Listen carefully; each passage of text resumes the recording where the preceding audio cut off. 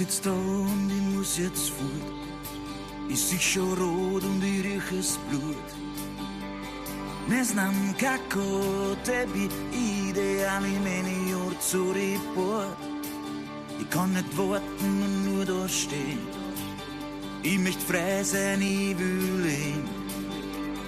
Ne znam kako tebi ide, ali meni zu Report. Odvijasti,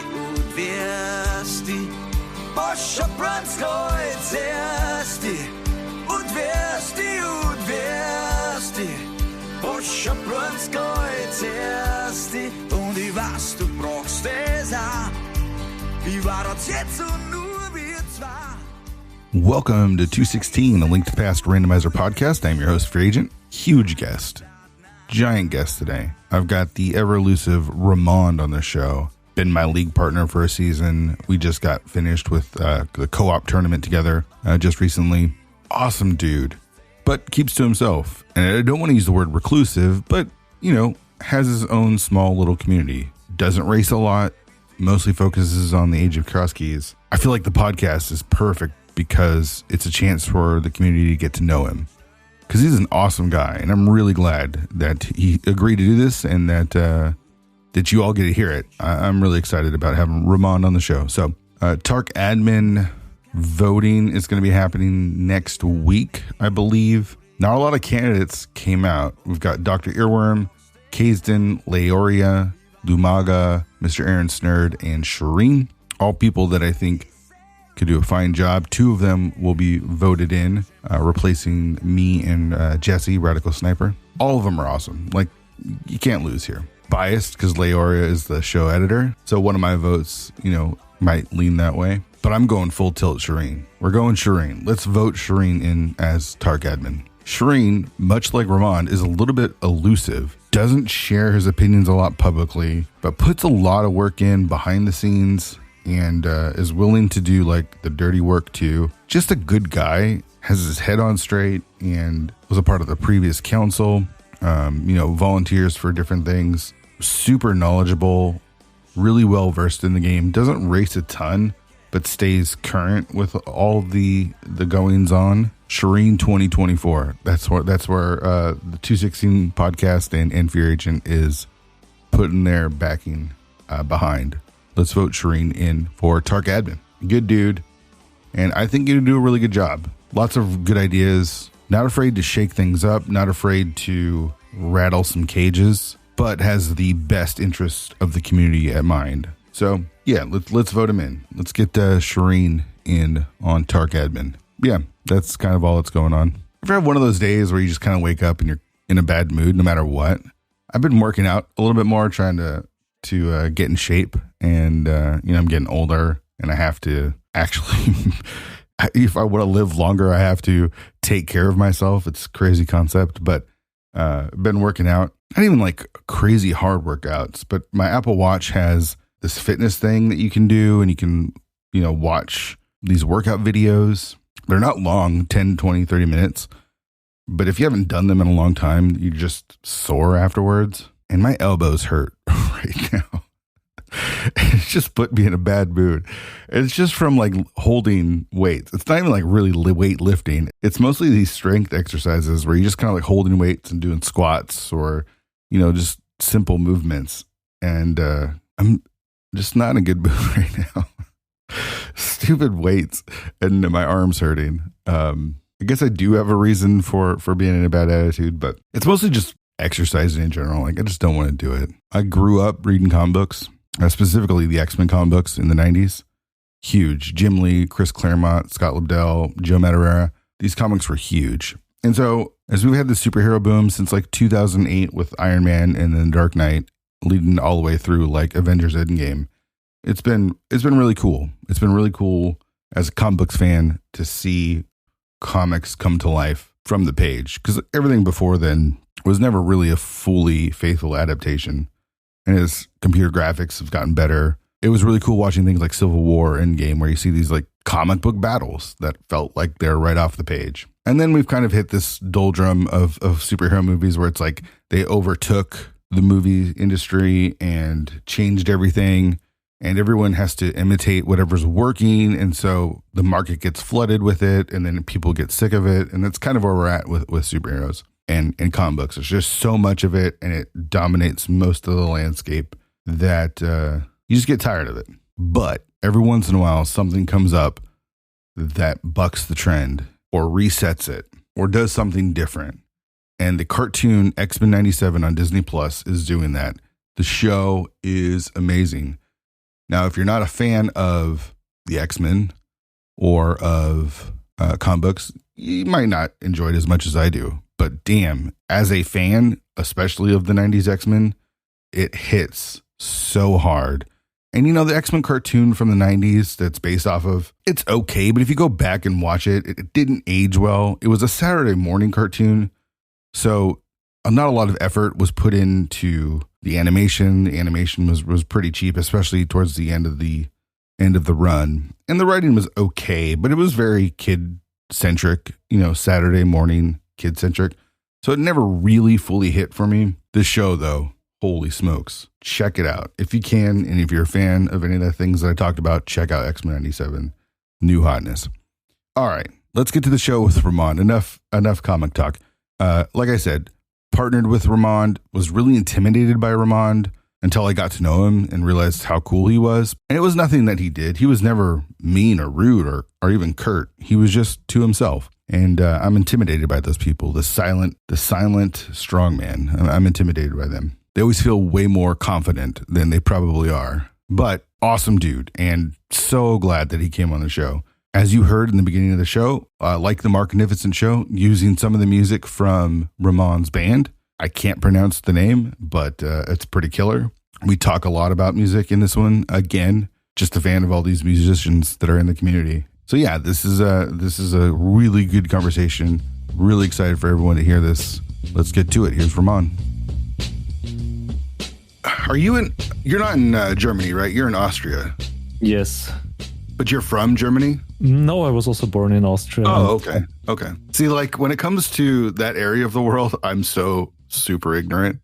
So I know there's obviously a big difference between Austrian and German, but there's a lot of similarities too, right? The neighboring countries and... Yeah, so I wouldn't say the differences are actually that large because the main language is basically the same. It's German. German is the main language of Austria as well.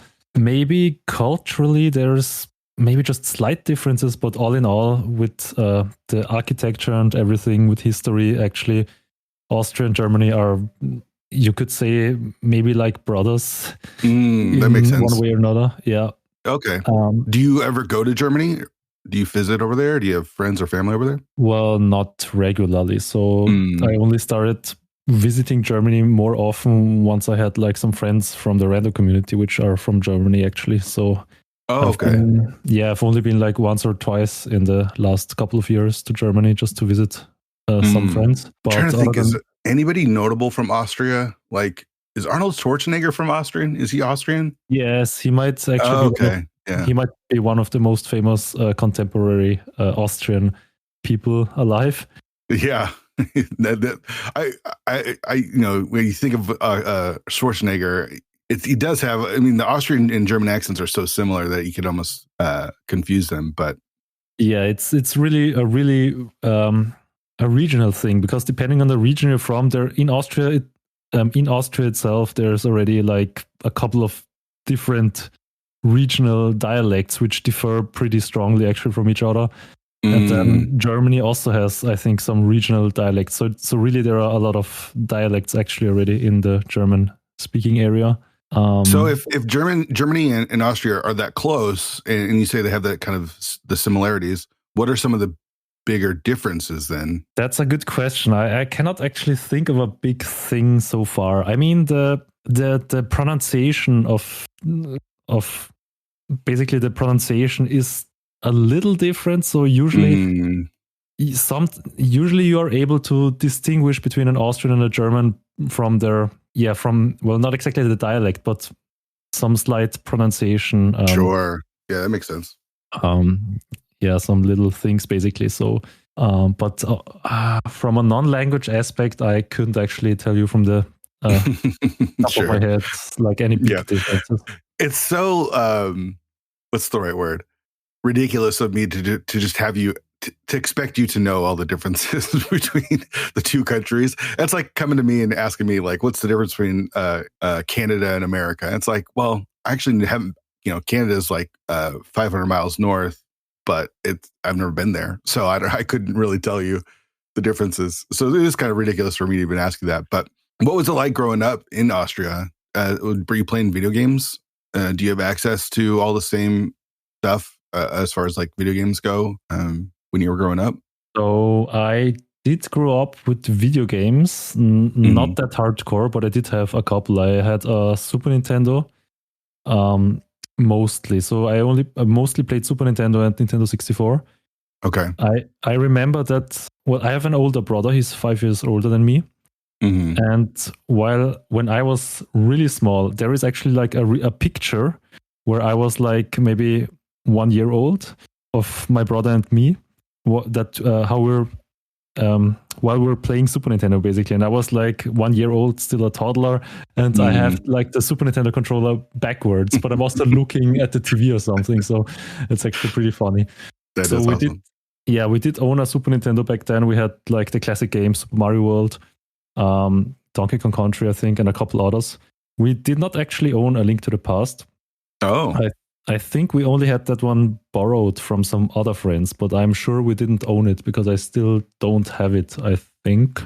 Or if I still have that original Super Nintendo? I have it somewhere. I think I lent it some friends a while ago and it's still there. So I could retrieve it anytime, I think.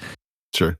So I grew up with Super Nintendo, and I think when I was 8, when I had I'm not sure how it's called in English, but usually when you go to church, there's like some ceremony that you do when you're 8. I think it's like the Erstkommunion in German. Okay. I can maybe look it up. That's the like first communion, maybe. Yeah, sure. Yeah, exactly. So for that I actually got a Nintendo 64. My parents bought me one with Mario. Yeah, with Mario 64, and I think my cousin owned Ocarina of Time, and I think he at some point he gave us all his Nintendo 64 games. There weren't many, but Ocarina of Time was one of them. So I actually grew up way more with Ocarina of Time than A Link to the Past, because in the end we owned that game, but not A Link to the Past. So I actually had a much deeper connection with Ocarina of Time. But that makes sense. And I mean, I see you play Zooter all the time too. So yeah, I did get into that a while after Link to the Past. Was it you and your brother playing a lot of games, you and your friends, or was it mostly single player games like Ocarina of Time? I remember my brother and me did play. It was actually mostly single player games. We didn't have so many video games. And at some point when my brother was older and he basically left the home at 18 or so to, go to go to college abroad. Yeah, to college, basically, more or less. But he was also abroad. But anyway, he was out of the parental home. Obviously, he was gone, so I was alone. And I did have a couple of friends who I did play video games with, but they were only childhood friends, and I lost contact with them after going to college myself. And the other real life friends that I really had weren't actually that deep into the video game business. Sure. More or less. So yeah, I didn't have many real life friends that really played many video games. I mean, video games were always a big part of my hobbies, basically, but it was by far not the only thing, because I also did a lot of music or other stuff. What music were you doing? Were you like in band in school? Like this is my assumptions, not knowing what the translation between the States and Austria. But was there a band class, or were you doing it on your own? Were you playing sports at all? No, I did actually not do sports. Okay. When I was 6, my parents just sent me to music school. Basically, I think it's the same concept maybe as in America. I'm not sure how stuff is there, but there is usually a separate school, basically music school. Let me check if there's a direct music school. It's probably the best translation, where you basically once a week you have an afternoon class, like 1 hour or half an hour in that music school. that is usually separate from the normal school you go to. Okay. And I started learning the piano when I was 6, basically with prime school, basically. Yeah. And later on, I was also interested in playing violin, and even later than even the drums. So I actually had classes in all 3 of these instruments until I graduated from high school, basically. When I was 18. Yeah, and then it's actually pretty. There would be a lot of stuff I could tell about what I do with music, but I'm not sure how. No, I'm super interested. Yeah, I love hearing about outside activities and hobbies other than Link to the Past, for sure. I love music. I grew up playing the drums and was in a high school rock band and played in the school band and things like that. And that's cool. Yeah, I love music. So I'm always interested in. I'm not very good. Here's the thing: is like I'm not that good. I'm very rudimentary. I know the basics of drumming, and I never put in enough time to get real good because we were rock and rollers. We're just trying to be loud and hit hard. Yeah, that's the spirit, actually. So, I'm always in awe of people with real talent. So what were you doing? Was it just the after school stuff, or did it expand? Did you get really more into it? Well, yeah, it did definitely expand. I got into string orchestra, basically a youth string orchestra with lots of other young people like me at the time. I was maybe 10 at the time, or 11 maybe. Wow. And some of those, I actually became good friends with some of them still today. I still do a lot of music stuff with them. Oh, that's awesome. Yeah, so there was like a string ensemble, and later in high school also some other formations, like a jazz formation, but there was also a rock formation, like also from the music school. The music school initiated these projects, basically. So we did have very specific band setups, basically. I got kind of stuck now in my train of thought. No worries. But there were. Yeah. What instrument do you like playing the most of all of them? Is it the piano? This is a really tough one to answer because I may have only learned these 3 instruments I just mentioned, but I also learned by myself basically many other instruments. So I might not play them super well, but I really enjoy playing them as well. I think piano might be the one I can relate to the most because I've been playing it for the longest time, and the piano is like one of the instruments that is the most self-sufficient, basically. So you can do a lot of stuff with just a single piano.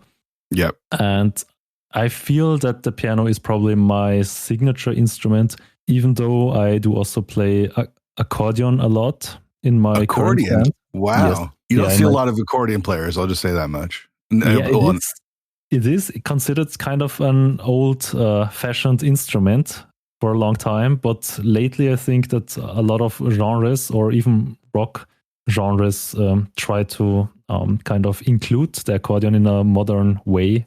So I feel like the accordion nowadays is a little more, little better represented than in the early days, because usually you'd connect accordion mostly with like old people in some polka music that like it's just not. It wasn't hip. It wasn't cool. Yeah, exactly. I mean, I'm so far away from being cool that I don't really know what cool is anymore. But talent is talent, and I think being creative, is really interesting as well. Like people that can take something that might not be the most popular, like an accordion, and make it interesting. I think is super interesting. And that's cool. That's pretty cool. So, when you're growing up playing video games, I'm going to go back to the music, and we'll go back to the music, but I want to talk about a little bit more about video games.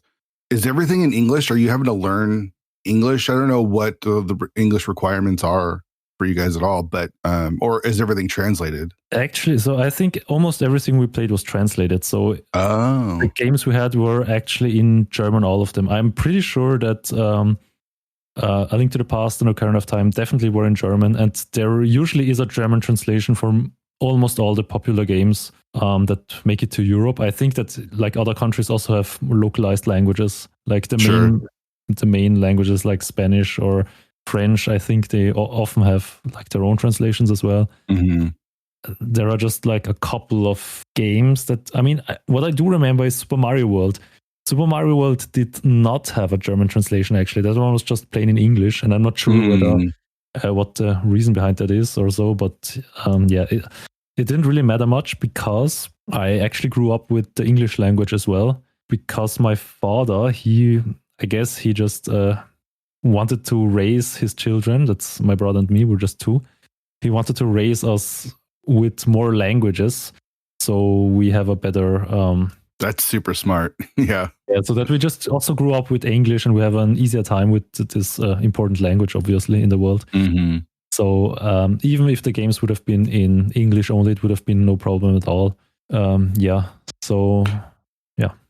Is there a requirement to take English classes over there, or is it completely like up to? It is required, yes. So English is a mandatory class in schools here. That's interesting. And I think it's a really good thing, because English is a really, really important international language, basically.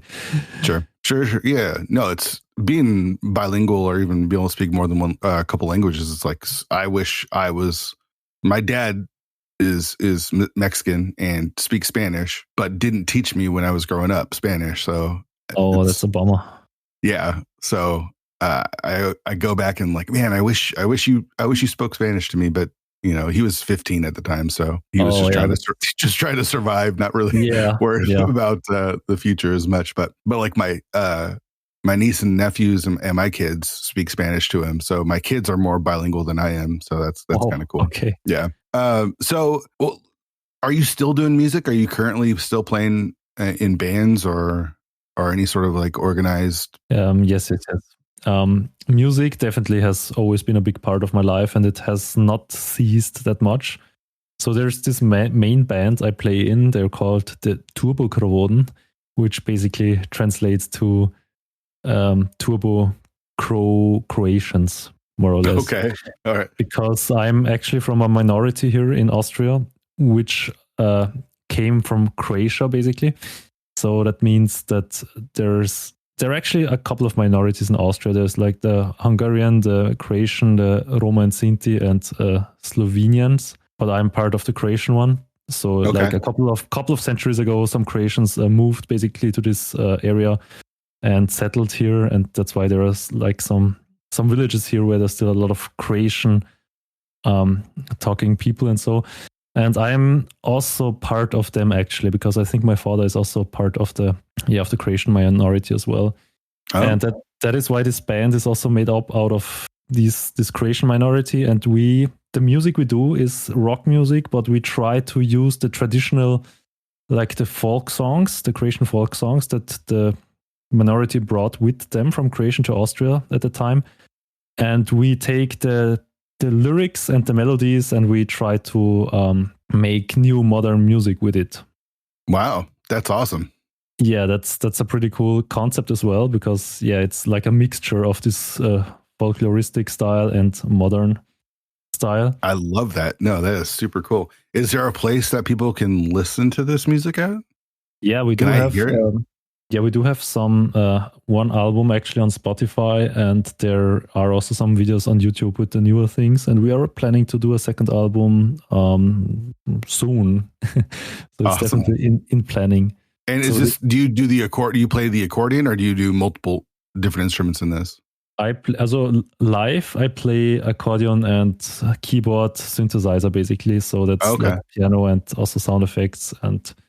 But accordion and anything that's keyboard related.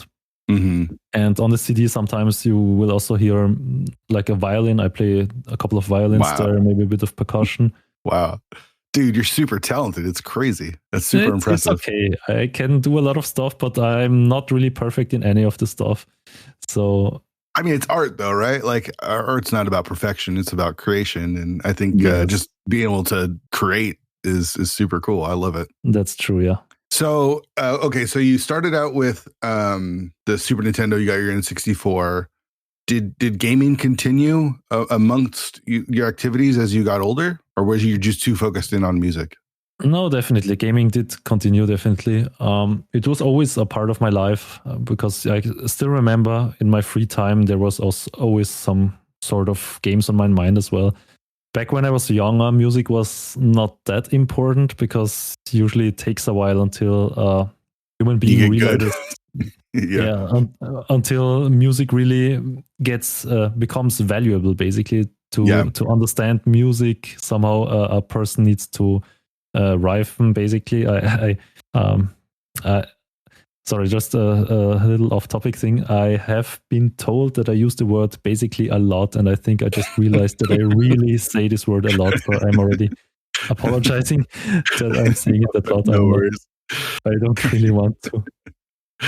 It's all good. It's all good. Okay, where was I? The games. You're playing. Yeah, what you're playing. So I did move from console to PC like gradually. Yeah, that makes sense. So like while in my childhood, I was still on Super Nintendo and Zelda. I did play more PC games when I was a little older. I remember playing Age of Empires 2 with my brother. I played like some classic stuff. I don't know, a bit of Counter-Strike. I wasn't that much into shooters, but I don't remember actually classic games. Diablo 2, that was a big one. Okay. That one I also played in my childhood, or I don't actually remember that much anymore. Because later on, once I was in college, or actually still before college, because in Austria, we still have something where you have to spend half a year or like almost a year doing service for the country.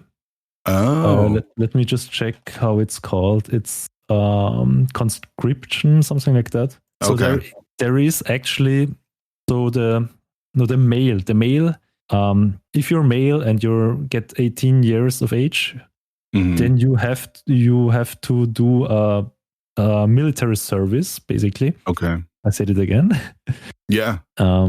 So you actually had to join the military for at least for how long? A year? Yeah. So that's actually I'm trying to. There's actually two things you can do. So usually the country would expect you to join into military service for half a year. That would take 6 months. Oh. Okay. But there is the possibility, if you refuse to do military service for any reason, or at least for a halfway decent reason, that you can opt to do civil service instead.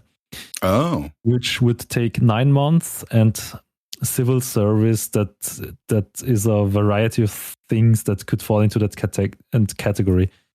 And what I did not want to go to the military because, it usually doesn't have a very good reputation. Sure. Yeah, obviously. Yeah. So I went to the Red Cross. Oh, that's awesome. And I was, let me check. You like volunteered for... Yeah, paramedic. I was a paramedic. Oh, wow. Okay. Yes, for 9 months. So you get... do you travel abroad for that, or are you still in country? No, I was in the country, so there are sites for these kind of things also that are there are sites for these where you get. There is one word that I just can't translate at this point, even though I know the word. But what's the word? And we'll have our German listeners. Train, education. Yeah, basically it's education or instruction. Yeah, but basically, so you're learning it's like you're learning on the job, right? I don't actually know what I wanted to say now. So there are a couple of educational sites, basically, where they instruct you, where they teach you, then you're in the let me check. Sorry, it's like you're training. You're learning. Yeah, a trainee. Yes, exactly. Yes. Okay. Yeah. So you're a trainee for maybe 1 month or 1.5 months. So first you have the theoretical training, then maybe even practical training with other colleagues who are already done, basically. And then, you have an exam, a little one, depending on where you are. So for the Red Cross, you definitely need to have the paramedic exam so that... Right. So you know what you're doing. Yeah, exactly. Right. Exactly. That's really important, especially for this area. Yeah, for sure. And you need to have a paramedic come and not know what they're doing, because then it feels like, what's the point? Yeah. That's pretty bad, yeah. And so I was working I was working as a paramedic for 9 months for the Red Cross.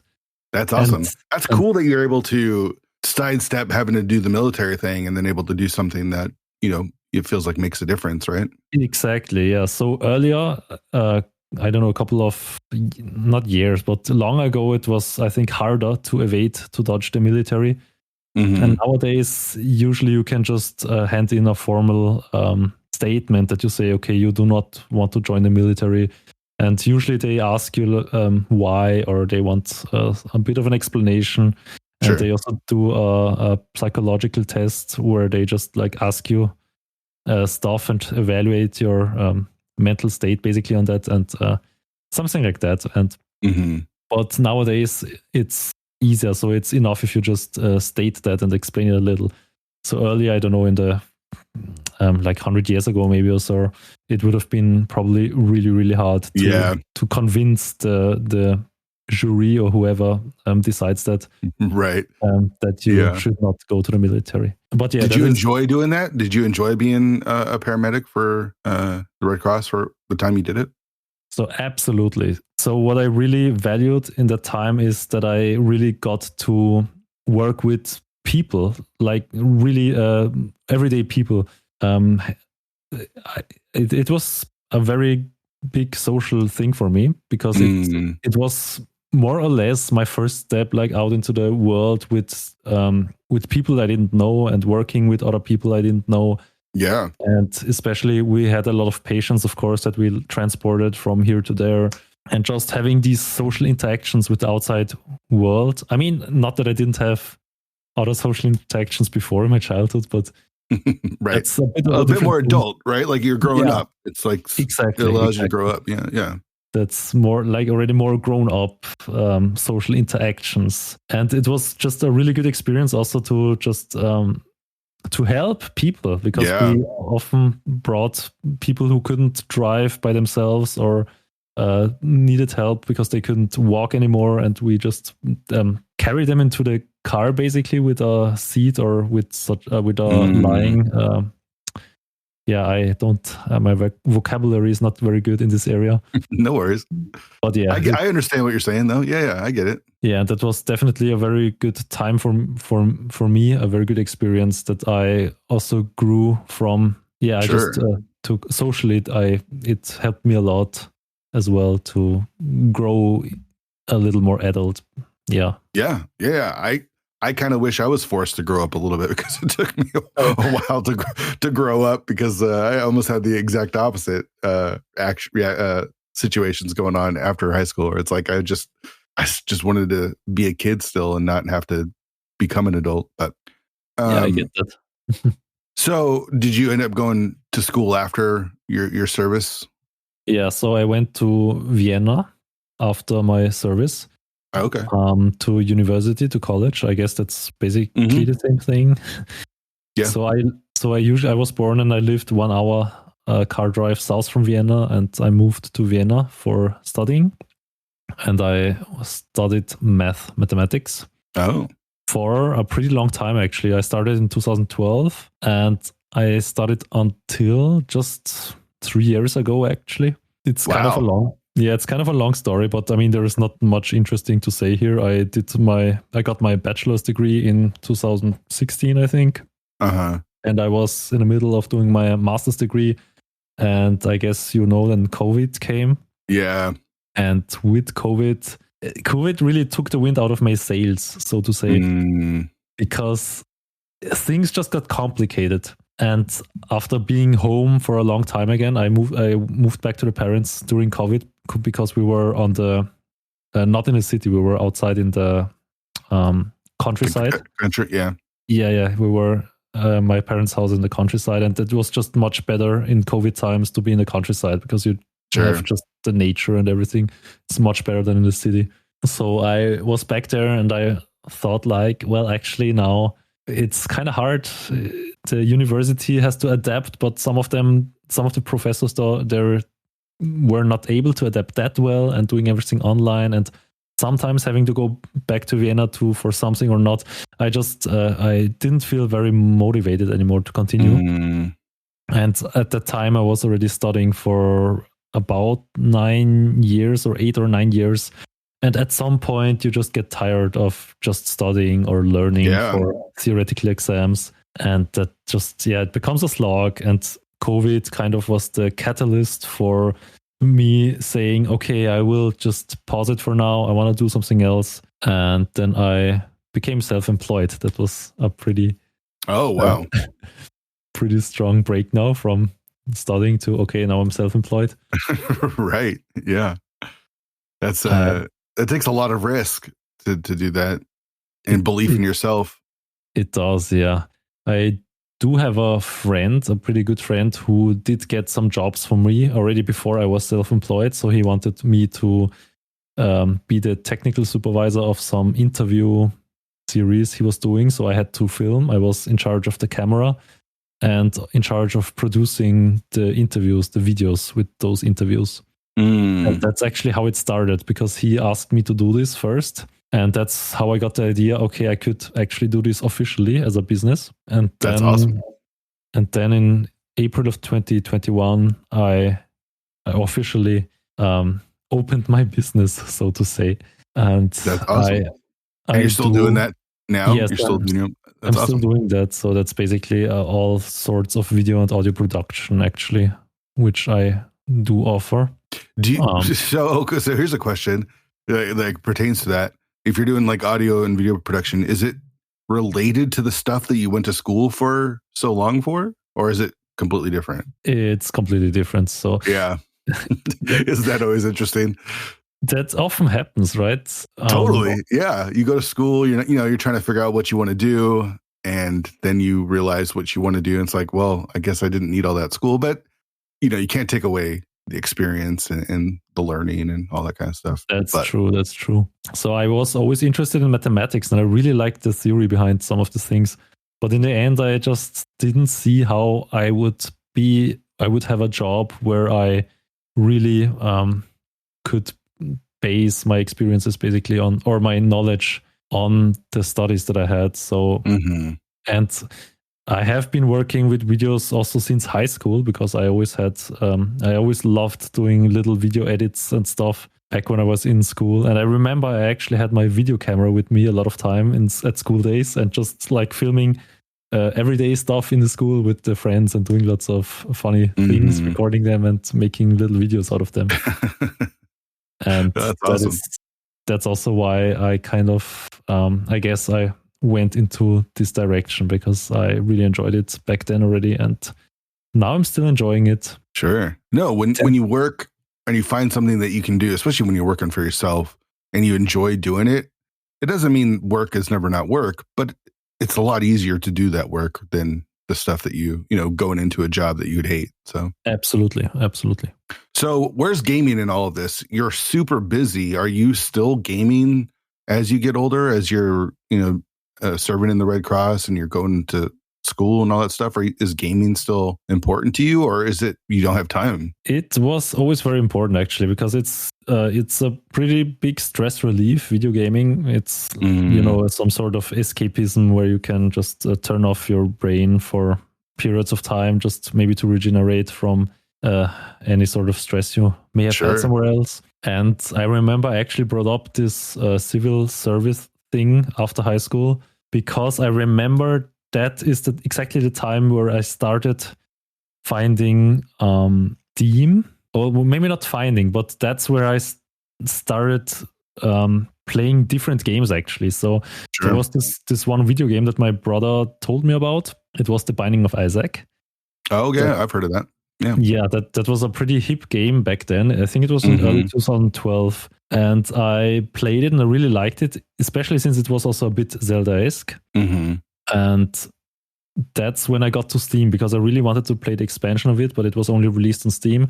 And that's why that was my first interaction with Steam, that I bought Binding of Isaac and the expansion. And from that point on, I got really interested in roguelikes, or roguelites, as they say nowadays. And Isaac was the first one. Later came Rogue Legacy, and that's also the point where I started to search on Steam myself for games that could interest me or so. Because before all that, while I was still in school, while I was still at my parents' home, it was always, okay, we have these games, and I just played the ones I liked, but it was never like I was looking for new games or something. Right. But yeah, starting with Steam, I was suddenly in charge of looking for new games myself and seeing what interests me or not. And that's where I just started digging into roguelikes, into these kinds of games on Steam. And I really preferred indie games at that point than these big studio games. So do you have a pretty decent collection on Steam now after all these years? It is not small, but it's also not by far not the largest one. So I do usually buy the games that I like after some while, but I also don't buy everything. It's kind of hard to strike a balance, because usually I know from a lot of people that they buy games when they're like on sale, and they always want to play it at some point but never get to it because it's somehow on the backlog, but then they buy new games and somehow this backlog just grows really, really large. Yep. And I actually became aware of this problem really soon, that this is really a problem, and that the sales are there exactly to achieve this, that you might want to buy the games but then don't get around to play it actually because you you have too many. There's too many games to play. Like not enough time to play them all. Yeah. Yes, there's too many. So lately, or at some, I don't know, mid 2010s, I thought to myself, okay, I will only buy a new game on Steam if I know I'm going to play it within the next couple of days or so. And just going on Steam with that mentality just helped me already get a clearer picture of what I actually want to play and what not. Because if I'm not so sure I was going to play this specific game, this particular game in the next 3 or 4 days, I just said, okay, I'm not going to buy it, even if it's on sale right now, because I don't know whether I would really touch it in the next couple of weeks or so. It's right. And that is That's why smart. That's super smart. That is also why my library isn't that big. And it did help me figure out that there were some games that I wasn't actually really interested in. They were maybe my kind of genre, but somehow, I don't know, they didn't really click maybe. And so there were lots of games that I already have on my wish list for ages, but I never actually buy them because I never feel like, okay, I want to play this now. And that makes sense. I have a ton of games in my Steam library that I've never even full downloaded because I've just never gotten to them. I've definitely fallen prey to that. I also have I do that with movies too, where I really enjoy watching movies, and so I'll pick up movies that are on sale, and I have 150 or 200 movies that I just haven't watched yet. Wow. So, yeah, I don't know. It's an addiction. Yeah, it is. Yeah. So where do you find Twitch and YouTube? Is there something that turns you on to that? Yeah, so YouTube. I mean, YouTube has been around for a really long time, and obviously I don't remember how I found YouTube. I guess you kind of just stumble into YouTube at some point, and it's not like a big moment or something where you remember, okay, that was the first YouTube video. So YouTube has just been around forever, and at some point it just is there in your bookmark. And everyone has it. Yep, for sure. Yeah. So where does that? But Twitch though is a little bit different. Not everyone is. I mean, it's a little bit more common now. But do you remember when or what turned you on to Twitch or speedrunning or anything? I definitely remember that, and it's actually a bit of a longer story. I'm gonna try not to delve too deep into that. It started very long ago, back when Twitch was still called Justin TV. I don't actually know if you know that. Mm-hmm. Yep. I think back when I was still in high school, I had an online friend from California who made an I Want to Be the Guy fan game, and I actually. Wow, that's actually really far back. That was still in high school. So I had an online friend who I made an I Want to Be the Guy fan game with. And for some reason, he urged me to join this Justin TV site because I think he was maybe doing some stream there. I don't know. I don't remember. In any case, I joined Justin TV because he had something going on there, but I just forgot about it after a short while. Of course. And then fast forward to maybe 8 years later. That was 2017 or 18, sometime around that. And that's, again, something completely unrelated. I was working on the production of a DVD of a musical that we were doing in our cultural, in the minority, basically. We did a musical. That's not so important right now.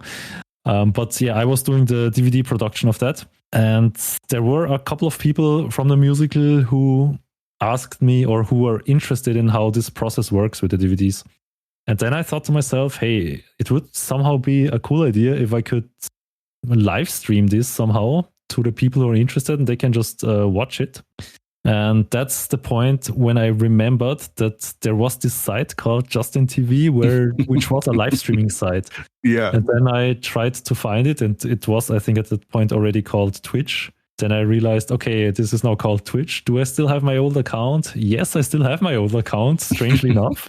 So my account, you can still see that my Twitch account, I joined like somewhere in 2012 or something. I don't know, but It was like ages ago. But the account was inactive for 6 or more years. Sure, for sure. So the account was there for a really long time. And then I found, okay, I still have the account. I will try to live stream. And my first live streams on Twitch were actually me working on this DVD. And now you must excuse me, I want to check really quickly if I still have those, because awesome. I think I did highlight them. So it is possible that if you go to the very end of my video collection highlights, that you actually can still see these first streams where you can see me actually working on the DVD production, probably some audio and video stuff. And this is how long ago? How long ago is this? That was 2018, I think. It's like 6 years ago, but I think it's not here. No, it's... Yeah, I don't see it. It's the first thing I see is... Yeah, it's Rando. my first rando turn image, yeah.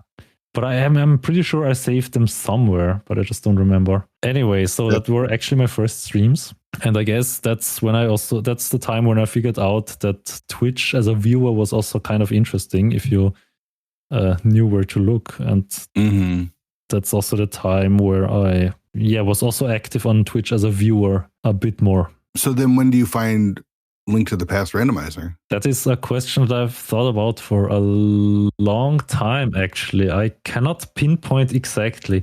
I think the very, very first contact I had with the term randomizer or a Link to the Past Randomizer, it must have been, I think, the same year, actually. 2018, maybe in summer. I don't know how long Rando exists already, but it might have been summer of 2018. But it was only, I think I found it on YouTube. There was a video, I think, of a YouTube content creator. I think it was Ryuka. I'm not sure. Yeah, I'm familiar with him. I found his stuff through, when he was first starting, I think it was Mario Maker. Yes, right. I also know him from Mario Maker. And I'm not sure what I knew first. I think I might have known his channel first from Mario Maker. I'm not... when did Mario Maker 1 come out? It was like 2016 maybe? No, I think it was even before that. I think it was like 15 maybe. Something like that, yeah. But it was before 2018, right? Definitely, because Mario Maker 2 came out around, it was a few years after the Switch came out, so it was around that time. Then I think the most likely chronological sequence of events is the following. I have probably already known Ryuka from Mario Maker videos. I think I watched him quite a while. And then I saw a Link to the Past randomizer video from him. And I was pretty interested in what it meant. And even though I had not actually played that much Link to the Past, I might have had 2 or 3 casual playthroughs in my childhood, but then for a long time had no interactions with this game. I tuned in. I was interested in seeing this. And the concept was pretty quickly clear what this randomizer did. And I was actually pretty hooked by the idea. But now I need to try to remember what the next sequence was, because I do remember playing a randomizer seed, the first seed that I played. I'm not sure if it was 2000, I think it was mid 2018, and I immediately turned on some options, Randomizer, Key Sanity, and I had I think I had the Phoenix Wright sprite because I really liked that one. And the reason I'm not so sure about this is because 2018 feels a little early for all these modes to already have been there and the sprites. I think you're right, because I started in 2018 and all that stuff was there. Like the game started around 2016, 2017. Like 2017 was like when the tournaments first started kicking off. But 2018, we were full in effect. Like it was version. I want to say version 30 came out, 29 in 2018. So there was definitely key sanity. There was cross keys. It was all there. That's some history. Yeah. So do you when you decide to play the game, do you? And again, we are going back, 6 years now. Did you play seeds offline? Did you try to find like tutorials, or did you try to find people that were playing it as well? Yeah, I'm trying to think of the right sequence of stuff, because I do remember the first seed that I just mentioned that I played with this Animalizer and Sanity and Phoenix Wright Sprite. I think I played it for like 1, 2, 3 hours, just casually seeing how much I could figure out on my own. But I stopped, I think, after 4 hours maybe. And I still remember I was in Thieves Town and the enemies were kind of janky. And yeah. In any case, I remember I only played this one seed and it was done for me. So I had enough and I just put it aside and I just forgot about it, actually. I still quite vividly remember that I had... heard about this, or that I saw it and maybe experienced it myself a bit, but then just forgot about it. And then then how do you find racing then? Yes, that's fast forward to a couple of months later. That was the end of 2018. That's when I somehow get more recommendations from the YouTube algorithm from tournament races, from the fall tourney, I guess, from 2018. So these videos started popping up on my YouTube suggestions. And somehow I decided to tune in again, and I watched a couple of races. And this was actually now more interesting, because the first video I first saw from Ryuka was just a casual playthrough. Right. And I remember I watched a video where he forgot about the chests in Paradox Cave and he skipped his bow there. I still remember that. So then end of 2018, I actually saw the VODs of tournament races. And those were like way more exciting somehow, because you had these restreams with the trackers and 2 players racing against each other, and that was just felt way more exciting. And then I started tuning into way more videos of this fall tournament again. I think, wasn't it the tournament where Andy and Talane were in the finals? It must have been. Maybe. It's so hard to remember all those tournaments. Yeah, it's either that or it was the following year.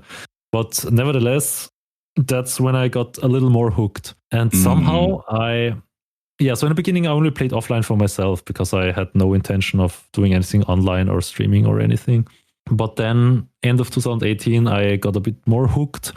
Somehow I found out that there is a German community, and I joined the German Discord for the Rando. And I also then found out there that they were planning to do the second German tournament of A Link to the Past Rando.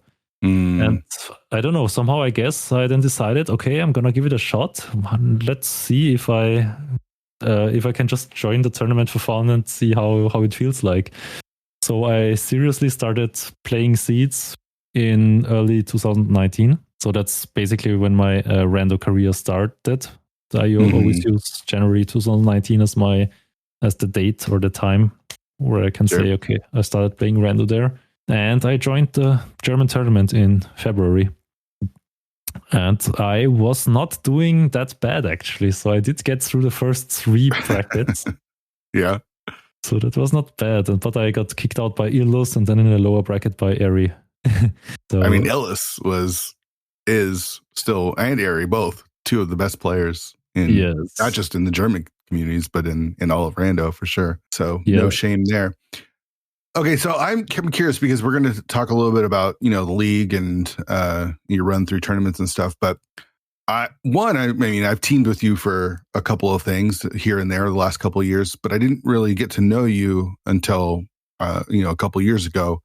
I'll just say this: I was super intimidated by you, because I found you to be, not because you're an intimidating person, or you're come off rude or anything, but just like I'm intimidated by people that are good and aren't boisterous. You know what I mean? Like, they're not like trying to tell everyone how good they are. They're just quietly good.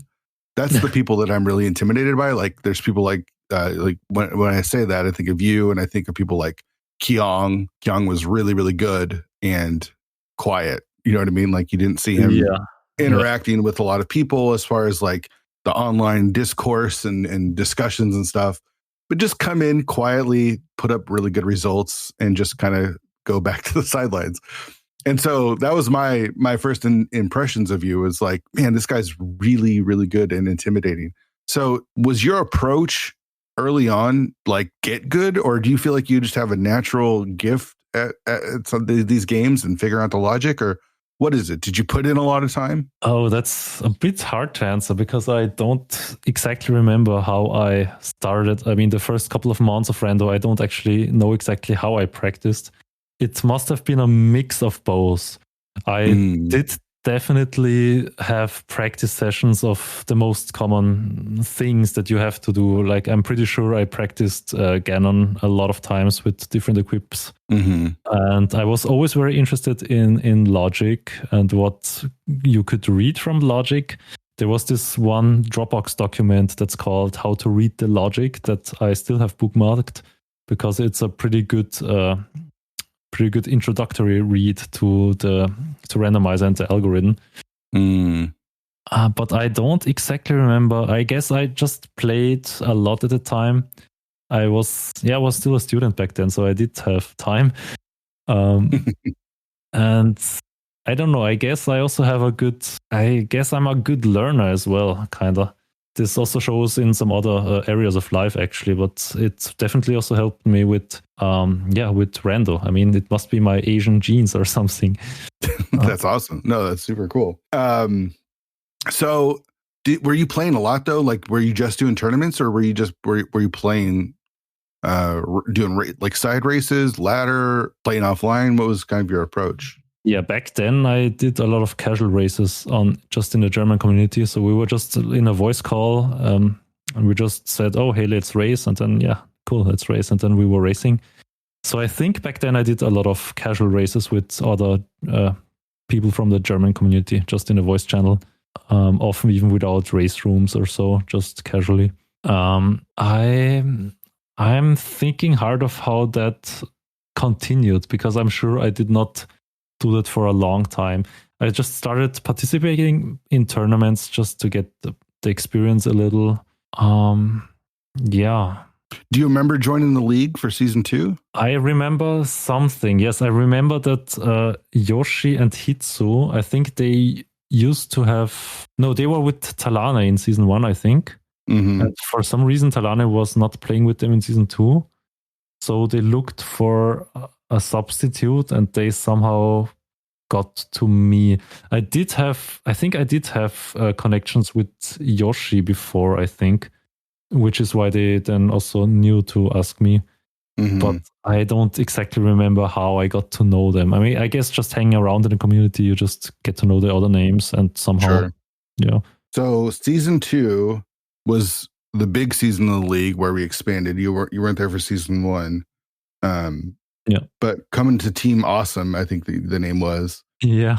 They won season 1, and then you joined the team, and you win season 2. And in fact, you and I think, had probably our first race against each other in the finals. Yes, I remember. That was such a close race, man. I was again super intimidated, but I remember watching back in that race, like, we were up. I think we were up 2-0, and And if I'd won that race, we would won the finals. Yeah, true. But then you beat me. Let's see, your time was 157.23. I was 159.19, and I died on Laser Bridge. That was like I think I might have been ahead, but I died on Laser Bridge. And then it just sent it back, and I ended up losing. And then you guys ended up you beat Gamma in that really, really classic race too. That was crazy. That was so crazy. That was like one of the craziest matches that I've played. You do remember it? I remember having the Go mode Castle Tower Small Key in the pot big chest. And I remember we were just like half a minute apart. Yeah, you finished at 138.16. He finished at 138.49. That was, oh my God. My heart. So close. Yeah. But that was some good times. Like, did you enjoy playing in the league? I know it's a little bit different. I don't know if that was your first time doing like co-op, but how was your experience joining the league and then obviously winning well, the whole thing? I definitely enjoyed it, but I think as in all other tournaments or formats which take a longer time, at some point there is always going to be the where burnout? you start, a bit of burnout. So usually that starts somewhere mid playoffs or something. Mm-hmm. Wait, playoffs are the second phase, right? Yep. Okay, Yep. yeah. So usually in the middle of playoffs somewhere, the burnout starts ticking in, and at that point it feels more like, okay, let's just play this. But yeah, and it's not like where I was raring for each new race that I had, but more like, okay, let's just get this over with. Does that prevent you from joining in a lot of tournaments? Is the length? You mean currently still? Or even back then? Like, did you join a lot of tournaments, or was it more like, it's just they're too long? Well, back then that was not really a concern. I was just glad to play and trying to get the kick out of winning matches. Of course, nowadays my priorities are different, but back then it was definitely fun just to be able to play in an official manner. Because playing casual races and all is nice, and winning is nice, and losing is also okay. But somehow in the long run, casual races don't really have any meaning or, no lasting effects of any kind, usually. And if you participate in tournaments, you have the chance of somehow eternalizing yourself. Even, it's just you don't really get anything, but it's just a little moment of glory, maybe. And there's at least something small that you can win. So that's usually you have a little more motivation to do tournament races, because there's the little chance that it's basically more official. That's kind of the cool thing with tournament races. So season 2, you join up with and win the league. Season 3, you don't come back to that team. I don't even know if that team came back first. I think that was the end of that team. Yeah. Were you not planning on playing season 3, or how did that happen? Because you ended up joining a team that I can't pronounce. Wait, was season 3 the one where I played in the open league? Open league. Yeah, you were in the open league with Raylan, Tankir, and Death King 2. Yeah, that was the no, I regret it to this day that I did it, because it happened this way. I was not planning on joining the league, maybe also because of burnout reasons, or maybe I was not actually that much interested in competitive at that time anymore. Because I think that was around the time where I got less interested in open and casual boots mode, where I was more in the entrance modes and not so interested in non-entrance. And Rayon and Death King had a teammate, DV Science, who's actually also a pretty good friend of mine in the community. And they were supposed to be the team. And I think like 1 or 2 days before the open league started, or the league started, Divi, for some reason, he noped out. I'm not sure what the reason was, but he decided to not join after all. So Rayon and DK, they were both also kind of friends of mine. I mean, not that they're not, but I also had a lot of interactions with them in the community already at the time. So they were looking for a substitute, and I thought, okay, if it's open league, it's maybe more casual. I can just, goof around more, just hang out with my friends with DK and Rain, and just not take it so seriously. But I never stopped to actually think of the implications, what that would have on the competitive integrity, maybe, because if I was already an official winner, basically, of the previous season, then it's kind of pretty dumb of me to play in the lower ranked league. I don't know. I just didn't stop to consider what that would be, what the effects would be. So I really still regret it a lot that I just joined there with them, thinking I would just goof around with them a bit. But in the end, every race that I did was serious for me. So right. And you guys ended up winning the open league, right? So you go from season 2 winning the entire thing, which there was no open and invitational in season 2, but then you win the open, and that's probably got to play a little bit into that feeling of like, I don't know, did it exacerbate things almost, or did you just enjoy it? No, I think I'm pretty sure in the end I did not enjoy it, because I did start to realize what it meant that I was down there. I mean, it's not that every match was a free winner, so that's not what I'm trying to say. But no, but it's different. It's definitely like open is different. There's still really good races and there's still a lot of really good runners, but it's not the same. Yes. It didn't feel rewarding in the end because I think there was like at least one or two people that we raced who were, I think, visibly kind of disappointed or, not very happy with that I was in the open league playing them. Mm-hmm. And at that time, I definitely did agree with them and that just made me feel a little bad because I shouldn't have been there actually. So I definitely can say I did not enjoy it that much, but only because I had a bad conscience. Sure. Not because I didn't like playing. Right. And you liked your team and you like those guys and your friends. So yeah. I understand. It's like you enjoy it, you want to do it, but also there's conflict there in the way you feel about it. So between season 2 and season 3, you said you kind of got burnt out and things and your approach started to change. What do you think changed in you? What changed? Because this is probably a couple years into you playing now and being competitive, and you've gotten good and you're playing cross keys more. What changed for you as far as the competition goes? Do you still remember maybe what year that was between season 2 and 3? Season 2 and 3 were COVID. So season 3 and season 4 were happened in 2020. So season 2 was 2019. So it'd be in between season 2 and season 3, COVID begins, I think. Okay.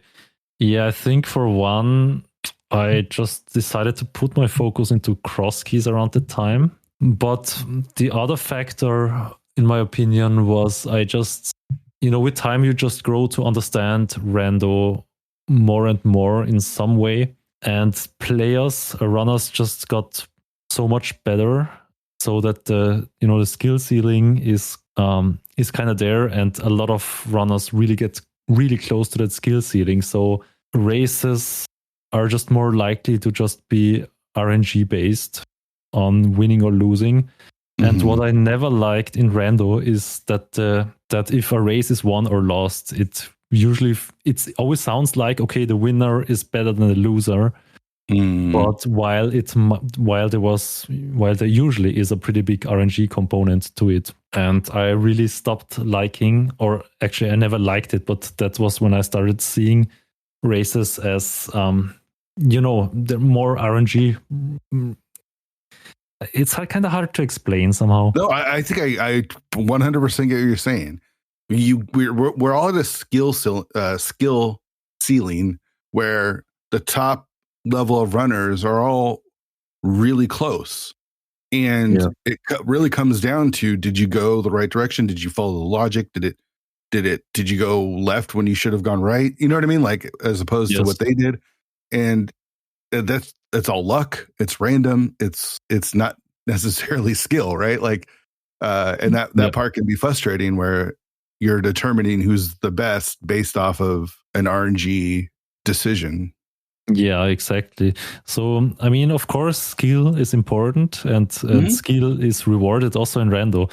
But after this long time, so many people are so skilled that almost all the opponents you face, at least in tournaments, are, it's mostly going to be RNG because everybody's just so good nowadays. And I really didn't like the feeling of, winning or losing. It's just an RNG thing often. And I don't know, somehow I just didn't like the concept of racing in that regard.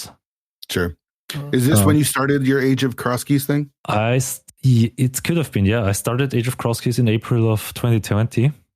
Okay. And I still remember exactly why I started it. And that's actually a very different reason. And it didn't actually have to do with races or something. I think back in 2019, when I started cross keys in summer for the tournament, for the first one that I joined, I was one of the German community guys, or maybe even international. I don't know. I have no idea how the community looked like back then, the cross keys community. But I was one of the noobs definitely at the time. But I think some people knew that I was trying to grind more into cross keys, and I liked the mode. And early 2020, I've usually had more people asking me in chat, what's my average time in cross keys? How long do you need for cross keys? And I couldn't really answer that because the variance was still pretty high and I didn't actually have a good reference value. Mm-hmm. And at some point, I thought to myself, okay, if so many people asked it, why don't I try to evaluate it and just like note down my finish times in cross keys all the time? And not only that, there was also the fact, I think also some people also asked me for advice in cross keys somehow. Maybe some people were trying to also get into the mode or were just interested in some cross keys specific things. And then I actually thought I was going to do some sort of like a tutorial let's play of cross keys. And that's how Age of Cross Keys started happening.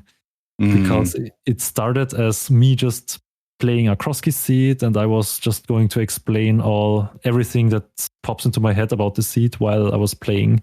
And it initially started as a tutorial series. I didn't know how long I was going to make it, but I did also want to record my finish times. And it just kept going from there. I just enjoyed playing cross keys by myself, trying to get the fastest possible time for myself without like any other runner as a comparison. Yeah. And just evolved from there kind of. I did that regularly. At that time, it was still COVID, so I had time to play 2 to 3 seeds a day. Sure. And over time, up to this day, I'm still doing Age of Cross Keys. We're in season 9 right now. I love it. There is 100 episodes in each season. I love it. That's awesome. With time, I think in the middle of season 1, I was like, okay, this is probably not going to be a tutorial series, but more a let's play series just for people to tune in regularly. With time, I got to the rhythm that I stream in European mornings after I get up, like 10 o'clock in Central European time. I usually just stream 1 or 2 seeds, because that's usually also a time where many people in Europe are like either at work or they just got up and they just want some sort of excitement. Content. Exactly. Content. And I think there is not a lot of German-based streamers, at least not from the community during the time. So somehow this time slot worked really well for me, because there were a lot of people regulars who kept joining or just lurking around. And I think I really grew a really small little community just from this Age of Cross Keys that people were just like lurking into. Especially also that I always have a random video game music playlist running, so it's almost like it's something that's I think it's just a good time. Yeah, it's a good time. You can have it running in the background and just be hanging out, just having the stream as a I've lurked many times watching Age of Cross Keys. Usually not in the mornings when you do them, because that's like 3 a.m. or 2 a.m. for me. But there's definitely times where I've been lurking in those streams for sure. That super enjoyable. And that has established itself for me as something that I've been doing regularly for the past 4 years now. And I did crack a big milestone in season 8. I finally managed to reach a sub 2 average over 100 seeds. Wow. And that's definitely also thanks to Specky Clip and Fast Drum, because I don't think it would have been enough without those 2 things. Interesting. I mean, you've become known as the Cross Keys guy. Do you like that? Do you like being known as the Cross Keys guy? Like, Cross Keys is associated with a few people. I think you and maybe Walkix or Allison. I feel like those are like the Cross Keys guys. I have maybe a bit of mixed feelings. It really depends on the context of how this term is used. Sure.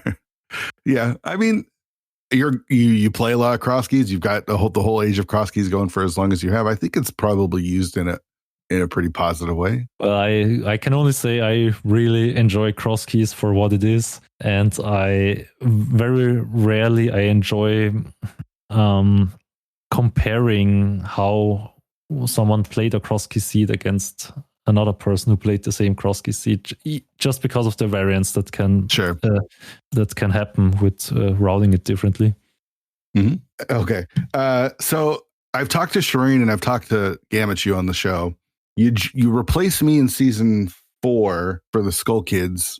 I don't know how much you want to say about it, but it's infamous now. It's been a few years since it's happened, so everyone's moved on. But I got burnt out. I was super burnt out playing with not just because of Gamma and Shireen, but I just needed a break from the game, and personal life was just it was just too much for me. And I was running the league and I couldn't handle it. And then, in season 4, you guys make it to the playoffs against the Titans Mitts. Gamma has his game crash and they take the win. And you guys ended up forfeiting the last game. As a person who just joined the team, kind of halfway through the season, what was your perspective? And were you just going along for the ride? Yes, I kind of remember that. First of all, I did, wait, what was which direction was the question going in again? Was it more about the maybe just all of it. Was it like this as far as the season, and then deciding to forfeit as a team? Like you guys made the decision as a team. Like, what was your perspective on all of it? Like you weren't playing in season 4. Like we talked about kind of you had no intention of playing season 4. You didn't join a team. You come in halfway through the season, replacing me. You guys, end up doing well. You play with Gamma, and I know you and Gamma go back now for a while. Things go well, and then it kind of ends on a bit of a sour note with the team forfeiting. And again, we're way past. It's been years, and everyone's kind of moved on. I've talked to Shireen and Gamma many times about the situation. I've never really got your perspective on it, so I'm just curious on that. Yeah. So our forfeit after that win. After I think it was Nep taking the win. Mm-hmm. Yeah. So the situation was as follows. That was game 4, I believe. Yep. And of course, we weren't very happy with it because a lot of signs would have really strongly pointed to Gamma probably winning the thing if everything just went as expected. And I think we would have definitely found it would have been at least a good sportsmanship to at least, if not taking if Nep didn't take a forfeit, at least have a rematch. Yeah. So I cannot deny we were not. I cannot deny that we were. Wait, 2 knots make no. Sorry. So you didn't love that she took the win, right? Yeah, we were definitely disappointed by that and not very happy about it. But I mean, that was not the only reason we decided to forfeit, because the other reason was that we would have had to schedule a game 5, and I remember that Shireen was kind of out of town or away for the rest of the week, and he would only have time somewhere in the weekend, which was way late at my time, someone 4 a.m. or something. Yeah. And I believe that we wouldn't have a good time to play the game 5. And that's also a reason why we didn't want to bother with trying to, align our schedules. Yeah, because I think Shireen was really was very busy, I think also with personal life at the time. Mm-hmm. And so these 2 reasons together, I guess we just decided to just leave it be. Do you think that fed into your feelings about competitive racing that season? And then, I mean, it sounds like that point you had already kind of checked out a bit. Did it kind of push you even more, or did you just kind of let it be what it was? I can't actually remember so much, but I don't think it had that much of an impact. It was like an unfortunate thing that happened. Yeah, but I don't think it was a big It didn't change things that much. Okay, not for me personally. I don't think so. Because you came back in season 5 in one of my most fun seasons. You came back and joined. I was back. Shireen decided to sit out. And, that was something. And we joined together for season number 5 as the Divine Beastie Boys. Now, what's funny about that is you guys agreed to the name Divine Beastie Boys, and Gamma didn't know who the Beastie Boys were, and I'm pretty sure you didn't either. But you guys still agreed to the name, so we just I appreciate that. So we did get to do co-op retrants, and I think that was when you and I. This was my first time really teaming up with you, and I got to realize. He's not as intimidating as I thought he was. He's just a cool, awesome dude. And man, I had so much fun playing co-op restaurants with you. Yeah, that was cool. That was definitely a cool experience. But we ended up going, we did really well. We went to the conference finals and ended up losing to the eventual champions. And it's all Gamma's fault, but we will leave that to him. Oh, I don't actually remember. So I like forgetting. Oh, I remember. He skipped Bumper Cave twice and both times had progression. That was it. But that season was awesome. I had so much fun with you and Gamma. And again, getting a chance to play co-op veterans. I feel like I learned a lot. Yeah, that's cool. But that was your final season league. You didn't play last year, and you're not really doing a lot of competitive stuff. You did join co-op Cross Keys. I hope you had fun with that. And then you and I just wrapped up our co-op run here in the co-op tournament. Yeah, so lately, what concerns tournaments, I'm definitely not interested in solo tournaments that are not entrants, because I find that to be kind of too stale already. That almost, the same kinds of things or item layouts or routing stuff happens. So usually I'm not interested in racing these non-entrance modes. Mm-hmm. Co-op, again, is a different thing, because there's an additional factor that comes in, and I really like it if there's something new in a mode or in a tournament, because that means, okay, there is room to improve, there is room to find new strategies, or just to try to optimize every sort of strategy. And co-op adds this extra layer of communication and strategizing, which I think makes it more interesting, which is why I've also enjoyed playing tournaments in co-op, because there's new things actually to learn and optimize. And in single player, I guess I joined Cross Keys the last few times because this really is my main jam. Yeah, for sure. And I don't know, maybe I am somewhere deep in me, I am interested in how I compare to other people. Since I'm usually like in my own bubble what concerns rando. I don't usually have that much contact with other people from the community, except if they come to me or so. But Cross Keys, sometimes I wanna see how I can hold up with with other competitors nowadays, because I think also the Cross Keys community has grown a really big deal since I started. When we season 1 of the league, we had Cross Keys and no one wanted to play it. It was like everyone was afraid of Cross Keys, and now it's probably the most popular mode in the scene. So, wow. Do you feel like you have a good grasp of being a part of the community? Because you did mention you're not involved in like online discussions. You're not on the Discords trying to argue with people. It feels like you have a very healthy approach to it. Do you feel like you're still a part of the community, even though you are kind of in your own world there, doing mostly Age of Cross Keys? That's a pretty tricky question, because I have really no idea what or how much the community actually thinks or knows about me. I basically live in my little Cross Keys world here. I do like going through some of the Discord channels, the training room, tech support, suggestions, bug reports. I usually regularly check these channels. But usually I don't really seek conversation with other people from the community, not actively. If people come to me or anything, that's great. We can talk. I enjoy talking to people from the community, but I don't actively seek out people to do something with. And I'm trying to find I think that's another reason why I was intimidated by you, because you're kind of just you were in your own world, and I didn't know if you'd want to be a part of like when we went with Gamma and I, or if you wanted to do co-op. But once I got to know you, I was like, man, this dude is super awesome. Well, that's flattered.